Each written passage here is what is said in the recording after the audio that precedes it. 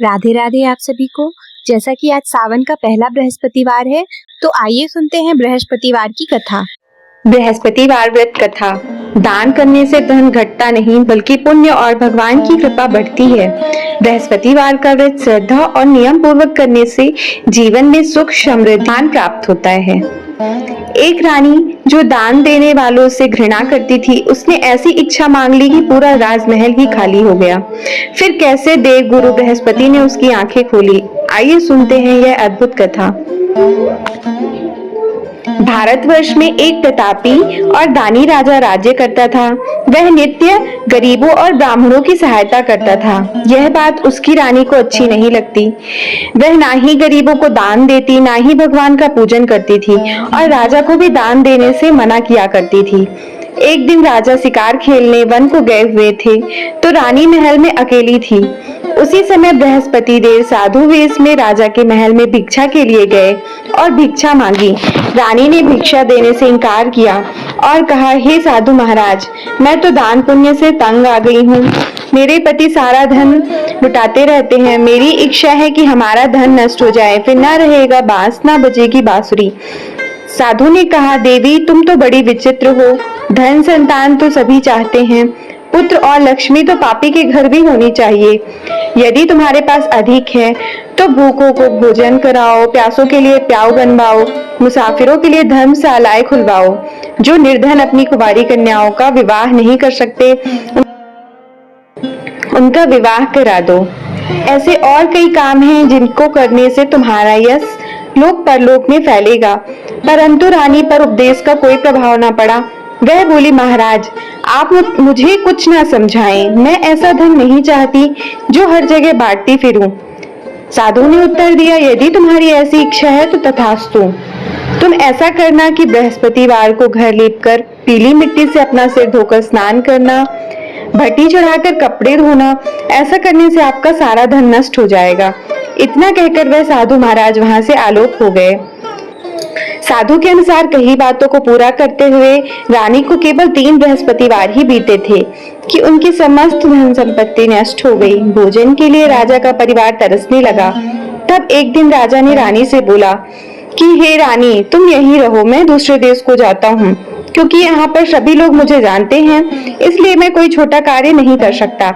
ऐसा कहकर राजा परदेश चला गया। वहां वह जंगल से लकड़ी काट कर लाता और शहर में बेचता।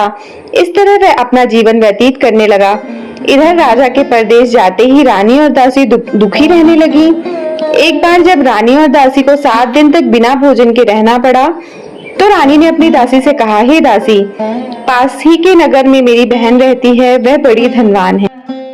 तू उसके पास जा और कुछ ले आ, ताकि थोड़ी बहुत गुजर बसर हो जाए। दासी रानी की बहन के पास गई। उस दिन गुरुवार था और रानी की बहन उस समय बृहस्पतिवार व्रत की कथा सुन रही थी। दासी ने रानी की बहन को अपनी रानी का संदेश दिया, लेकिन रानी की बड़ी बहन ने कोई उत्तर नहीं दिया। जब दासी को रानी की बहन से कोई उत्तर नहीं मिला, तो वह बहुत दुखी हुई और उसे क्रोध भी आया। दासी ने वापस आकर रानी को सारी बात बता दी। सुनकर रानी ने अपने भाग्य को कोसा।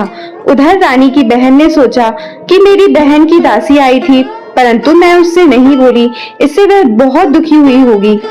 कथा सुनकर और पूजन समाप्त करके वह अपनी बहन के घर आई और कहने लगी, हे बहन, मैं बृहस्पतिवार का व्रत कर रही थी। तुम्हारी दासी मेरे घर आई थी, परंतु जब तक कथा होती है ना उठते हैं और ना ही बोलते हैं, इसलिए मैं नहीं बोली। कहो दासी, क्यों गई थी? रानी बोली, बहन तुमसे क्या छुपाऊं, हमारे घर में खाने तक को अनाज नहीं था। ऐसे कहते कहते रानी की आंखें भर आई। उसने दासी समेत पिछले 7 दिनों से भोजन न करने की बात अपनी बहन को विस्तार पूर्वक सुना दी। रानी की बहन बोली, देखो बहन, भगवान बृहस्पति देव सबकी मनोकामनाओं को पूर्ण करते हैं। देखो शायद तुम्हारे घर में अनाज रखा हो। पहले तो रानी को विश्वास नहीं हुआ, पर बहन के आग्रह करने पर उसने अपनी दासी को अंदर भेजा, तो उसे सचमुच अनाज से भरा एक घड़ा मिला। यह देखकर दासी को बड़ी हैरानी हुई। दासी रानी से कहने लगी, हे रानी, जब हमको भोजन नहीं मिलता तो हम व्रत ही तो करते हैं, इसलिए क्यों ना इनसे व्रत कथा की विधि पूछ ली जाए, ताकि हम भी व्रत कर सकें। तब रानी ने अपनी बहन से बृहस्पतिवार व्रत के बारे में पूछा। उसकी बहन ने बताया बृहस्पतिवार के व्रत में चने की दाल और मुनक्का से विष्णु भगवान का केले की जड़ में पूजन करें तथा दीपक जलाएं। व्रत कथा सुने और पीला भोजन ही करें, इससे बृहस्पति देव प्रसन्न होते हैं। व्रत और पूजन बताकर रानी की बहन अपने घर को लौट गई।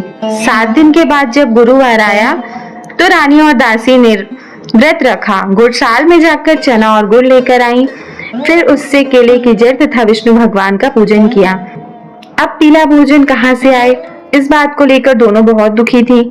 चूंकि उन्होंने व्रत रखा था, इसलिए बृहस्पति देव उनसे प्रसन्न थे। इसलिए वे एक साधारण व्यक्ति का रूप धारण कर 2 थालों में सुंदर पीला भोजन दासी को दे गए।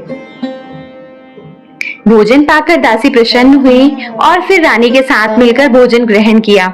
उसके बाद वे सभी गुरुवार को व्रत और पूजन करने लगी। बृहस्पति भगवान की कृपा से उनके पास फिर से धन संपत्ति आ गई, परंतु रानी फिर से पहले की तरह आलस्य करने लगी। तब दासी बोली, देखो रानी, तुम पहले भी इस प्रकार आलस्य करती थी, तुम्हें धन रखने में कष्ट होता था, इस कारण सभी धन नष्ट हो गया, और जब भगवान बृहस्पति की कृपा से धन मिला है तो तुम्हें फिर से आलस्य होता है। रानी को समझाते हुए दासी कहती है कि बड़ी मुसीबतों के बाद हमने यह धन पाया है, इसलिए हमें दान पुण्य करना चाहिए, भूखे मनुष्यों को भोजन कराना चाहिए और धन को शुभ कार्यों में खर्च करना चाहिए, जिससे तुम्हारे कुल का यश बढ़ेगा, स्वर्ग की प्राप्ति होगी और पितृ प्रसन्न होंगे। दासी की बात मानकर रानी अपना धन शुभ कार्यों में खर्च करने लगी, जिससे पूरे नगर में उसका यश फैलने लगा। बृहस्पतिवार व्रत की कथा के बाद एक दिन राजा दुखी होकर जंगल में एक पेड़ के नीचे आसन जमाकर बैठ गया। वह अपनी दशा को याद करके व्याकुल होने लगा। बृहस्पतिवार का दिन था। एकाएक उसने देखा कि निर्जन वन में एक साधु प्रकट हुए। वह साधु वेश में स्वयं बृहस्पति देवता थे। लकड़हारी के सामने आकर बोले, हे लकड़हारी, इस सुनसान जंगल में तू चिंतामग्न क्यों बैठा है? लकड़हारी ने दोनों हाथ जोड़कर प्रणाम किया और उत्तर दिया, महात्मा जी, आप सब कुछ जानते हैं, मैं क्या कहूँ। ऐसा कहकर रोने लगा और साधु को अपनी आत्मकथा सुनाई। महात्मा जी ने कहा, तुम्हारी स्त्री ने बृहस्पति के दिन बृहस्पति भगवान का निरादर किया है, जिसके कारण रुष्ट होकर उन्होंने तुम्हारी यह दशा कर दी है। अब तुम चिंता को दूर करके मेरे कहने पर चलो तो तुम्हारे सारे कष्ट दूर हो जाएंगे और भगवान पहले से भी अधिक धन संपत्ति देंगे। तुम बृहस्पति के दिन कथा किया करो, 2 पैसे के चने मुनक्का लाकर उसका प्रसाद बनाओ और शुद्ध जल के लोटे में शक्कर मिलाकर अमृत तैयार करो। कथा के पश्चात अपने सारे परिवार और सुनने वालों प्रेमियों में अमृत व प्रसाद बांटकर आप भी ग्रहण करो। ऐसा करने से भगवान तुम्हारी सब मनोकामनाओं को पूर्ण करेंगे। साधु के वचन सुनकर लकड़हारा बोला, हे प्रभु, मुझे लकड़ी बेचकर इतना पैसा नहीं मिलता जिससे भोजन के उपरांत कुछ बचा सकूं। मैंने रात्रि में अपनी स्त्री को व्याकुल देखा है, मेरे पास कुछ भी नहीं है जिससे मैं उसकी खबर मंगा सकूं। साधु ने कहा, लकड़हारे, तुम किसी बात की चिंता मत करो। बृहस्पति के दिन तुम रोजाना की तरह लकड़ियां लेकर शहर को जाओ। तुमको रोज से दुगना धन प्राप्त होगा, जिससे तुम भली भांति भोजन कर लोगे तथा बृहस्पति देव के पूजा का सामान भी आ जाएगा। इतना कहकर साधु अंतर ध्यान हो गए। धीरे धीरे समय व्यतीत होने लगा। फिर बृहस्पतिवार का दिन आया। लकड़हारा जंगल से लकड़ी काटकर किसी शहर में बेचने गया। उसे उस दिन से और अधिक पैसा मिला। राजा ने चना गुड़ आदि लाकर गुरुवार का व्रत किया। उस दिन से उसके सभी क्लेश दूर हुए। परंतु जब अगला गुरुवार आया तो राजा बृहस्पतिवार का व्रत करना भूल गया। इस कारण बृहस्पति भगवान नाराज हो गए। उस दिन उस नगर के राजा ने विशाल यज्ञ का आयोजन किया तथा शहर में घोषणा करा दी कि कोई भी मनुष्य अपने घर में भोजन ना बनावे, ना आग जलावे। समस्त जनता मेरे यहाँ भोजन करने आए। इस कथा को जो ना मानेगा उसे फांसी की सजा दी जाएगी। इस तरह की घोषणा संपूर्ण नगर में करा दी। राजा की आज्ञा अनुसार शहर के सभी लोग भोजन करने गए, लेकिन लकड़हारा कुछ देर से पहुंचा, इसलिए राजा उसको अपने साथ घर ले गए और घर ले जाकर भोजन करा रहे थे तो रानी की दृष्टि उस खूंटी पर पड़ी जिस पर उसका हार लटका हुआ था। वह वहां पर नहीं दिखाई दिया। रानी ने निश्चय किया कि मेरा हार इस मनुष्य ने चुरा लिया है। उसी समय सिपाहियों को बुलाकर उसको कारागार में डलवा दिया। जब लकड़हारा कारागार में पड़ गया और बहुत दुखी होकर विचार करने लगा कि ना जाने कौन से पूर्वजन्म के कर्म से मुझे यह दुख प्राप्त हुआ है और उसी साधु को याद करने लगा जो जंगल में मिला था। उसी समय तत्काल बृहस्पति देव साधु के रूप में प्रकट हुए और उसकी दशा को देखकर कहने लगे, अरे मूर्ख, तूने बृहस्पति देव की कथा नहीं करी, इस कारण तुझे दुख प्राप्त हुआ है। अब चिंता मत कर, बृहस्पतिवार के दिन कारागार के दरवाजे पर 4 पैसे पड़े मिलेंगे तो उनसे बृहस्पति देव की पूजा करना, तेरे सभी कष्ट दूर हो जाएंगे। बृहस्पति के दिन उसे 4 पैसे पड़े मिले। लकड़हारे ने कथा कही। उसी रात्रि को बृहस्पति देव ने उस नगर के राजा को स्वप्न में कहा, हे राजा, तुमने जिस आदमी को कारागार में बंद किया है वह निर्दोष है, वह राजा है, उसे छोड़ देना। रानी का हार उसी खूंटी पर लटका है, अगर तू ऐसा नहीं करेगा तो मैं तेरे राज्य को नष्ट कर दूंगा। इस तरह रात्रि के स्वप्न को देखकर राजा प्रातः काल उठा और खूंटी पर हार देखकर लकड़हारे को बुलाकर क्षमा मांगी तथा लकड़हारे को योग्य सुंदर वस्त्र आभूषण देकर विदा किया। बृहस्पति देव की आज्ञा अनुसार लकड़हारा अपने नगर को चल दिया। राजा जब अपने नगर के निकट पहुंचा तो उसे बड़ा आश्चर्य हुआ। नगर में पहले से अधिक बाग, तालाब, कुएं तथा बहुत सी धर्मशाला, मंदिर आदि बन गई हैं। राजा ने पूछा, यह किसका बाग और धर्मशाला है? तब नगर के लोग कहने लगे, यह सब रानी और बांदी के हैं। तो राजा को आश्चर्य और गुस्सा भी आया। जब रानी ने यह खबर सुनी कि राजा आ रहे हैं तो उन्होंने बांदी से कहा कि हे दासी, देख राजा हमको कितनी बुरी हालत में छोड़कर गए थे, ऐसी हालत देखकर वो वापस न लौट जाए, इसलिए तू दरवाजे पर खड़ी हो जा। आज्ञानुसार दासी दरवाजे पर खड़ी हो गई। राजा आए तो उन्हें अपने साथ लिवा लाई। तब राजा ने क्रोध करके अपनी रानी से पूछा कि यह धन तुम्हें कैसे प्राप्त हुआ है? तब उन्होंने कहा, हमें यह सब धन बृहस्पति देव के इस व्रत के प्रभाव से प्राप्त हुआ है। राजा ने निश्चय किया कि 7 रोज बाद तो सभी बृहस्पति देव का पूजन करते हैं, परंतु मैं प्रतिदिन दिन में 3 बार कहानी तथा रोज व्रत किया करूंगा। अब हर समय राजा के दुपट्टे में चने की दाल बंधी रहती तथा दिन में 3 बार कहानी कहता। एक रोज राजा ने विचार किया कि चलो अपनी बहन के यहाँ हो आवे। इस तरह निश्चय कर वह घोड़े पर सवार हो अपनी बहन के यहाँ चलने लगा। मार्ग में उसने देखा कि कुछ आदमी एक मुर्दे को लिए जा रहे हैं। उन्हें रोककर राजा कहने लगा, अरे भाइयों, मेरी बृहस्पति देव की कथा सुन लो। वे बोले, हमारा तो आदमी मर गया है, इसको अपनी कथा की पड़ी है। परंतु कुछ आदमी बोले, अच्छा कहो, हम तुम्हारी कथा भी सुनेंगे। राजा ने दाल निकाली और जब कथा आदि हुई कि मुर्दा हिलने लग गया और कथा समाप्त होते ही राम राम करके मनुष्य उठकर खड़ा हो गया। आगे मार्ग में उसे एक किसान खेत में हल चलाता मिला। राजा ने उसे देख कहा, अरे भैया, तुम मेरी बृहस्पतिवार की कथा सुन लो। किसान बोला, जब तक मैं तेरी कथा सुनूंगा तब तक 4 हरया जोत लूंगा, जा अपनी कथा किसी और को सुनाना। इस तरह राजा आगे चलने लगा। राजा के हटते ही बैल पछाड़ खाकर गिर गए तथा किसान की पेट में जोर का दर्द होने लगा। उस समय उसकी माँ रोटी लेकर आई थी। जब उसने यह हाल देखा तो अपने पुत्र से सब हाल पूछा और बेटे ने सब कह सुनाया। तो बुढ़िया दौड़ी दौड़ी उस घुड़सवार के पास गई और उससे बोली कि मैं तेरी कथा सुनूंगी, तू अपनी कथा मेरे खेत पर चलकर ही कहना। राजा ने बुढ़िया के खेत में जाकर कथा कही, जिससे सुनते ही बैल उठ खड़े हुए तथा किसान के पेट का दर्द भी बंद हो गया। राजा अपनी बहन के घर पहुंचा। बहन ने भाई की खूब मेहमानी की।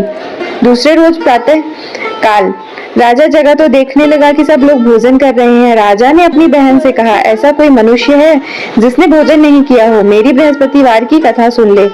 बहन बोली, हे भैया, यह देश ऐसा ही है, लोग यहाँ पहले भोजन करते हैं, बाद में अन्य कार्य करते हैं। अगर कोई पड़ोस में हो तो देख आऊं। वह ऐसा कहकर देखने चली गई, परंतु उसे कोई ऐसा व्यक्ति नहीं मिला जिसने भोजन ना किया हो। अतः वह एक कुम्हार के घर गई जिसका लड़का बीमार था। उसे मालूम हुआ कि उनके यहाँ 3 रोज से किसी ने भोजन नहीं किया। रानी ने अपने भाई की कथा सुनने के लिए कुम्हार से कहा। वह तैयार हो गया। राजा ने जाकर बृहस्पतिवार की कथा कही, जिसको सुनकर उसका लड़का ठीक हो गया। अब तो राजा की वाह वाह होने लगी।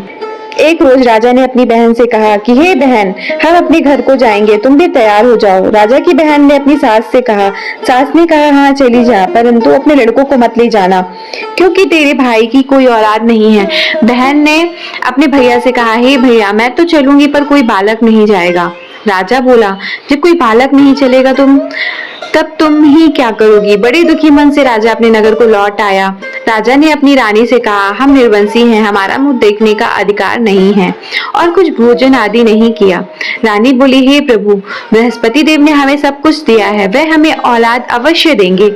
उसी रात को बृहस्पति देव ने राजा से स्वप्न में कहा, हे राजा उठ, सभी सोच त्याग दे, तेरी रानी गर्भ से है। राजा यह बात सुनकर बड़ा प्रसन्न हुआ और रानी को 9वें महीने उसके गर्भ से एक सुंदर पुत्र पैदा हुआ। तब राजा बोला, हे रानी, स्त्री बिना भोजन के रह सकती है पर बिना कहे नहीं रह सकती। जब मेरी बहन आवे तो मुझसे कुछ मत कहना। रानी ने सुनकर हाँ कर दिया। जब राजा की बहन यह शुभ समाचार सुना तो वह बहुत खुश हुई तथा बधाई लेकर अपने भाई के घर आई। तभी रानी ने कहा, घोड़ा चढ़कर तो नहीं आई, गधा चढ़ी आई। राजा की बहन बोली, भाभी, मैं इस प्रकार ना कहती तो तुम्हें औलाद कैसे मिलती? बृहस्पति देव ऐसे ही हैं, जैसी जिनके मन में कामनाएं हैं सभी को पूर्ण करते हैं। जो सद्भावना पूर्वक बृहस्पतिवार का व्रत करता है एवं कथा पढ़ता है अथवा सुनता है, दूसरों को सुनाता है, बृहस्पति देव उसकी सभी मनोकामनाओं को पूर्ण करते हैं। बोलिए बृहस्पति देव की जय, भगवान विष्णु की जय।